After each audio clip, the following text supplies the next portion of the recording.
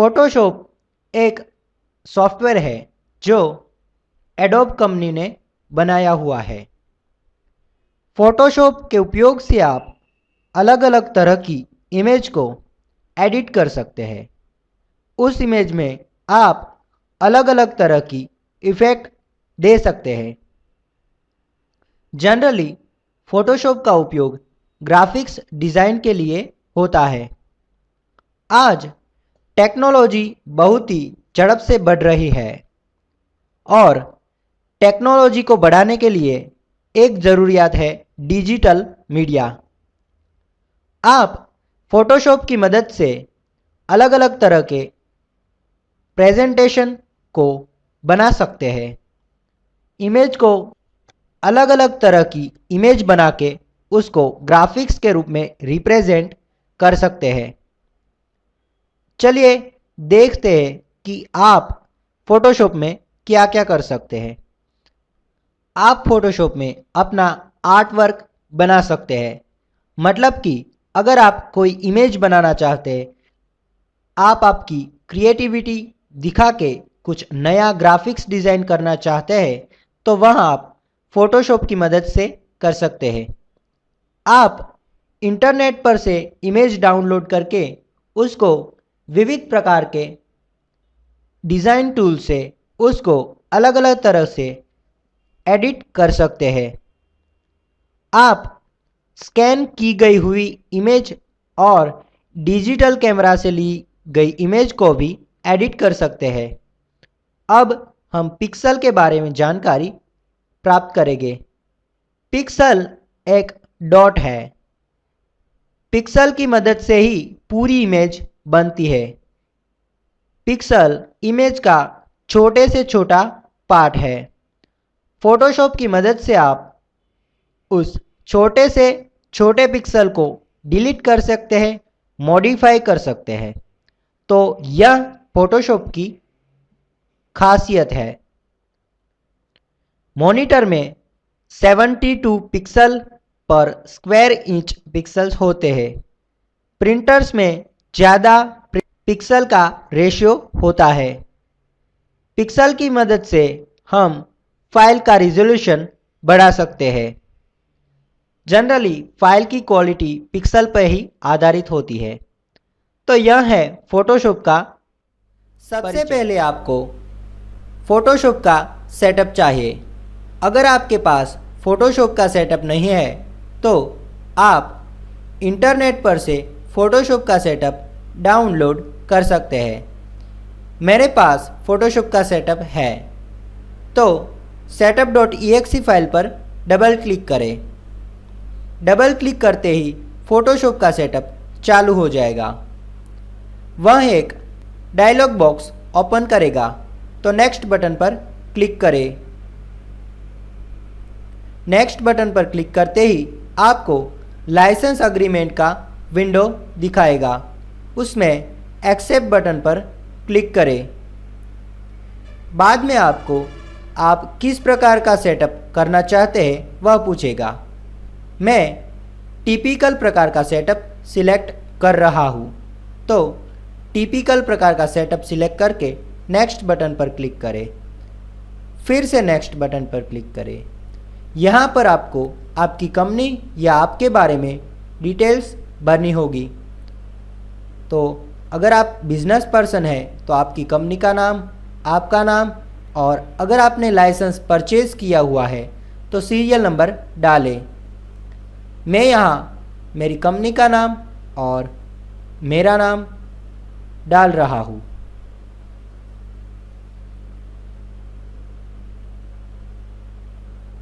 और next button पर click करें। फिर से यस दें।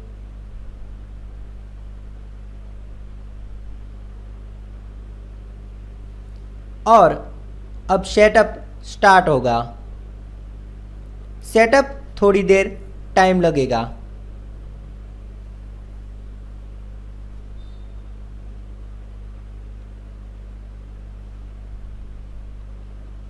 अब हमारा सेटअप कंप्लीट हो गया है, तो यह विंडो से फिनिश बटन पर क्लिक करें। अगर आप रीडमी फाइल ओपन करना चाहते हैं तो वह चेकबॉक्स चेक कर दें। तो हमारा फ़ोटोशॉप इंस्टॉल हो गया है। अब आप फ़ोटोशॉप को शुरू कर सकते हैं। फ़ोटोशॉप को शुरू करने के लिए स्टार्ट मेनू में जाए। स्टार्ट मेनू में यहाँ फ़ोटोशॉप का आइकॉन दिखाई देगा। आप यहाँ क्लिक करके भी फ़ोटोशॉप को शुरू कर सकते हैं, या फिर आप ऑल प्रोग्राम्स में जाए और फ़ोटोशॉप का फ़ोल्डर शो दे।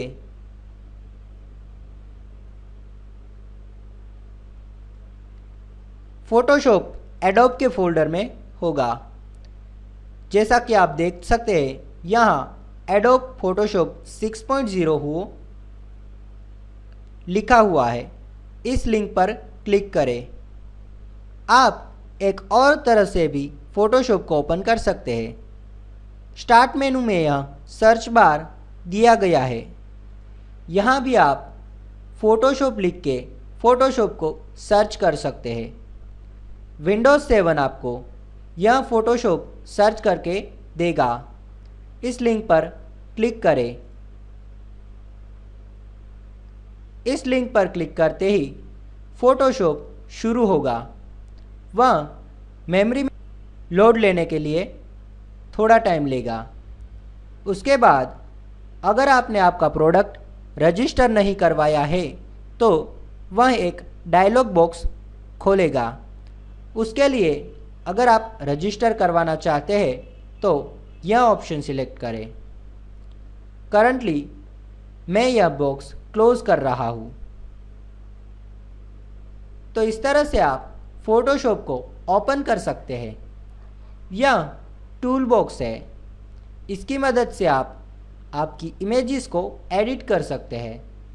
यह नेविगेशन बार, कलर बार, हिस्ट्री बार और लेयर्स बार है।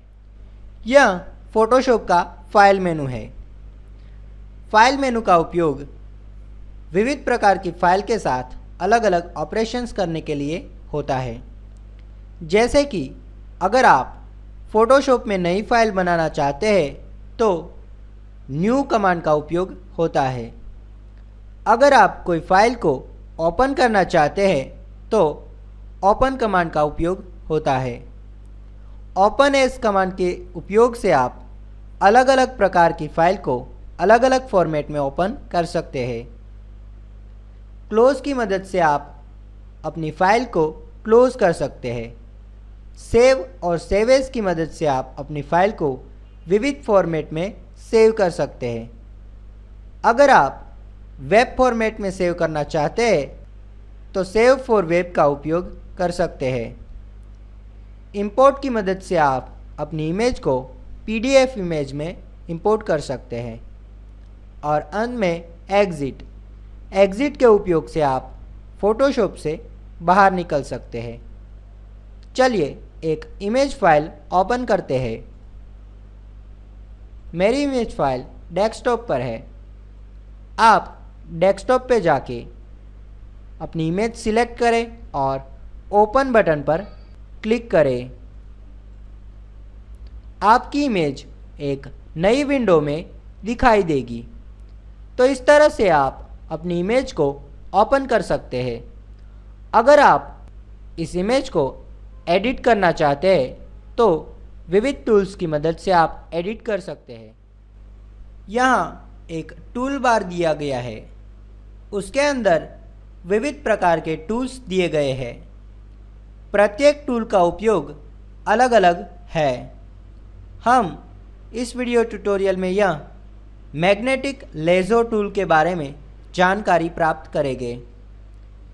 मैग्नेटिक लेज़ो टूल का उपयोग अगर आप आपके ऑब्जेक्ट या फिर आपकी इमेज में कोई पार्ट सिलेक्ट करके कट करना चाहते हैं तो होता है। तो चलिए इस मैग्नेटिक लेज़ो टूल का उपयोग कैसे होता है वह देखते हैं। सबसे पहले यह टूल सिलेक्ट करें। इस टूल के 3 प्रकार हैं, एक लेसो टूल, एक पॉलीगॉन लेसो टूल और तीसरा मैग्नेटिक लेसो टूल। हम यह मैग्नेटिक लेसो टूल उपयोग में लेंगे। टूल सिलेक्ट करने के बाद अगर आप जितना पार्ट कट करना चाहते हैं वह सिलेक्ट करें। जैसे कि मैं यह वाइट पट्टे को सिर्फ कट करना चाहता हूँ, तो मैं यह पार्ट सिलेक्ट करूँगा। पार्ट को सिलेक्ट करने के लिए एक पॉइंट रखें। उसके बाद आपका यह पॉइंटर सफ़ेद पट्टे के ऊपर ऊपर ले जाए। मैग्नेटिक टूल अपने आप ही उसकी बॉर्डर को शोध लेगा। तो इस तरह से आप अपना इमेज सिलेक्ट कर सकते हैं। अगर आप कोई दूसरी जगह सिलेक्ट करना चाहते हैं तो वहाँ भी ले जा सकते हैं।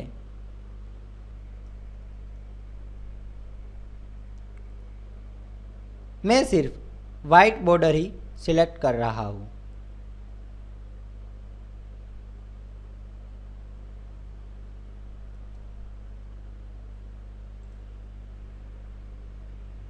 जब आपका सिलेक्शन कंप्लीट हो जाए तब फिर से क्लिक कर दीजिए। यह आपका सिलेक्शन हो गया है। अब अगर आप इस पट्टे को दूसरी इमेज में ले जाना चाहते हैं तो उस पर राइट क्लिक करें और न्यू लेयर पर क्लिक करें। वह आपको लेयर का नाम पूछेगा, नाम दे दीजिए और ओके बटन पर क्लिक करें। आप इस पट्टे को कॉपी या कट करके दूसरी इमेज में बना सकते हैं। कंट्रोल एन करके एक नई फाइल क्रिएट करें और उसमें पेस्ट कर दीजिए। तो यह हो गया हमारा magnetic lasso tool. Magnetic tool का उपयोग किसी पोर्शन को सिलेक्ट करने के लिए होता है। वह ऑटोमेटिकली अपना पोर्शन जो अनुपयोग में है वह सिलेक्ट कर लेगा। जैसे कि मैंने क्लिक की, ऑटोमेटिकली यह पोर्शन सिलेक्ट हो गया। अब इस पोर्शन में मैं ग्रेडियंट देना चाहता हूँ और ग्रेडियंट में यह कलर जो इस फ्लैग के अंदर है उसका देना चाहता हूँ। तो इस कलर को चुनने के लिए मैं कलर पिकर का उपयोग करूँगा। कलर पिकर को चुनने के लिए यह टूल का उपयोग होता है। आप इन तीनों में से कोई भी एक टूल पसंद कर सकते हैं। मैं यह आई ड्रॉपर टूल का उपयोग कर रहा हूँ। आई ड्रॉपर टूल लेते ही आपका पॉइंटर बदल जाएगा। अब आप जिस कलर को चुनना चाहते हैं वह कलर चुनें। कलर चुनते ही यह पैलेट के अंदर आपका कलर बदल जाएगा। अगर आप इसको सेट फोरग्राउंड कलर करना चाहते हैं तो इसे सिलेक्ट करें। उसे सिलेक्ट करते ही कलर पिकर भी आ जाएगा। इसमें से भी आप कलर पसंद कर सकते हैं। यहाँ आप RGB वैल्यू देख सकते हैं। अगर आप हैश वैल्यू में देखना चाहते हैं तो यहाँ वह कोड भी दिखाई देगा। अगर आप CMYK का यूज़ कर रहे हैं तो उसके अंदर भी आप वैल्यू देख सकते हैं।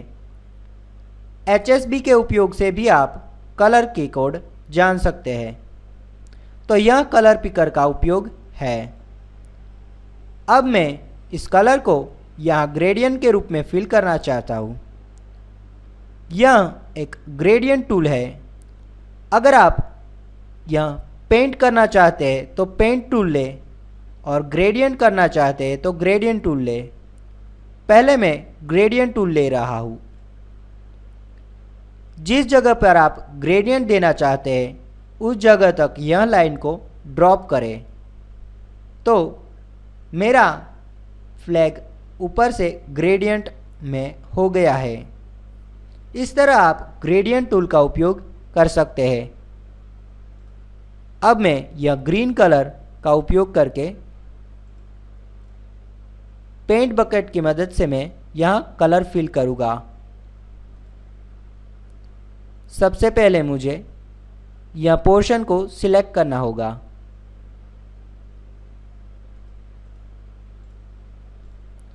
तो यह हो गया paint bucket tool. Dodge tool का उपयोग अगर आप अपने फ़ोटो के कुछ पोर्शन को लाइट या डार्क बनाना चाहते हैं तो होता है। जूम इन टूल की मदद से आप अपने फ़ोटो को जूम कर सकते हैं। जैसा कि आप देख सकते हैं, मैं माउस के रोलर की मदद से इमेज को छोटा बड़ा कर रहा हूँ। इस तरह आप इमेज को बड़ा कर सकते हैं। इस तरह आप अपने एक पिक्सल जो छोटे से छोटा पिक्सल है उसको भी बदल सकते हैं। तो आप जिस पोर्शन को बदलना चाहते हैं उसको पहले बड़ा कर दीजिए। जैसे कि मैं इस अशोक चक्र को बदलना चाहता हूँ। अब इस सर्कल के अंदर मैं दूसरा कलर डालना चाहता हूँ, तो मैं यह डॉज टूल का उपयोग करूँगा। डॉज टूल की मदद से मैं इसके अंदर ब्राइटनेस बढ़ा सकता हूँ। तो जैसा कि आप देख सकते हैं, जैसे मैं क्लिक करता जा रहा हूँ, इस सर्कल की ब्राइटनेस बढ़ती जा रही है। अगर आप इसको डार्कनेस करना चाहते हैं तो यहाँ राइट क्लिक करें और बर्न टूल सिलेक्ट करें। बर्न टूल की मदद से आप डार्क कर सकते हैं।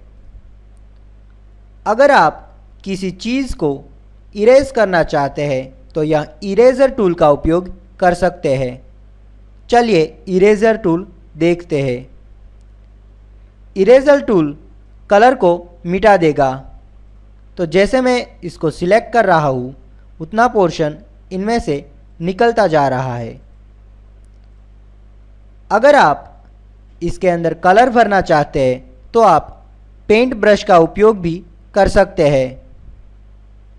तो यह है पेंट ब्रश टूल। उसको सिलेक्ट करें और जिस कलर को आप इसके अंदर भरना चाहते हैं वह कलर भी सिलेक्ट करें। जैसे कि मैं यह ब्लू कलर भरना चाहता हूँ, बाद में पेंट ब्रश सिलेक्ट करें। तो पेंट ब्रश की मदद से जैसे कि आप देख सकते हैं कलर भर सकते हैं। आप इस पेंट ब्रश को छोटा बड़ा भी कर सकते हैं। तो यह है paint brush, zoom in, dodge tool, burn tool और इरेजर टूल का। इमेज को सेव करने के लिए सर्वप्रथम फाइल मेनू में जाएं। फाइल मेनू में से आप सेव एज विकल्प को पसंद करें। सेव एज विकल्प को पसंद करते ही एक नया डायलॉग बॉक्स ओपन होगा, जिसके अंदर आपको जिस जगह आप इमेज सेव करना चाहते हैं वह सिलेक्ट करना होगा। यहाँ आपको इमेज का नाम देना होगा। फॉर्मेट ऑप्शन की मदद से आप अपनी इमेज को विविध फॉर्मेट में सेव कर सकते हैं। जैसे कि अगर आप इस फाइल को फ़ोटोशॉप फाइल में सेव करना चाहते हैं तो फ़ोटोशॉप पसंद करें। वह फाइल को .psd एक्सटेंशन में सेव करेगा। अगर आप जेपीजी फाइल में सेव करना चाहते हैं तो जेपीजी सिलेक्ट करें। अगर आप पीएनजी ट्रांसपेरेंट में सेव करना चाहते हैं तो पीएनजी सिलेक्ट करें। करंटली मैं जेपीजी में सेव कर रहा हूँ। यह फाइल मैं डेस्कटॉप पर इंडिया 1 के नाम से सेव करूँगा। यह आपको फाइल की क्वालिटी और फाइल की साइज़ के बारे में पूछेगा। मैं फाइल की क्वालिटी मैक्सिमम रखना चाहता हूँ, तो फाइल की साइज़ ऑटोमेटिक ही बढ़ जाएगी। अगर आप फाइल की साइज़ और फाइल की क्वालिटी बढ़ाना चाहते हैं तो यहाँ से भी आप बिटरेट की मदद से बढ़ा सकते हैं और ओके बटन पर क्लिक करें। फाइल हमारी सेव हो चुकी है। यह इंडिया 1 नाम की फ़ाइल है। तो यह है हमारी फ़ाइल। अगर आप इसको वेब फॉर्मेट में सेव करना चाहते हैं तो कर सकते हैं। आप अलग अलग साइज़ की इमेज सेव कर सकते हैं। जैसे कि आप छोटी साइज़ में इमेज सेव करना चाहते हैं तो यह सिलेक्ट कर सकते हैं। इसकी साइज़ 32 KB है और इसकी साइज़ 373 KB है। तो यह है साइज़ का डिफरेंस। वेब की मदद से आप अपनी फ़ाइल की साइज़ घटा सकते हैं। जिस फाइल को आप सेव करना चाहते हैं वह फाइल पर क्लिक करें और ओके बटन पर क्लिक करें। वह आपको लोकेशन के बारे में पूछेगा और सेव बटन पर क्लिक करें। तो मेरी फाइल i.gif सेव हो चुकी है। वह वेब फॉर्मेट यानी कि GIF फॉर्मेट में है।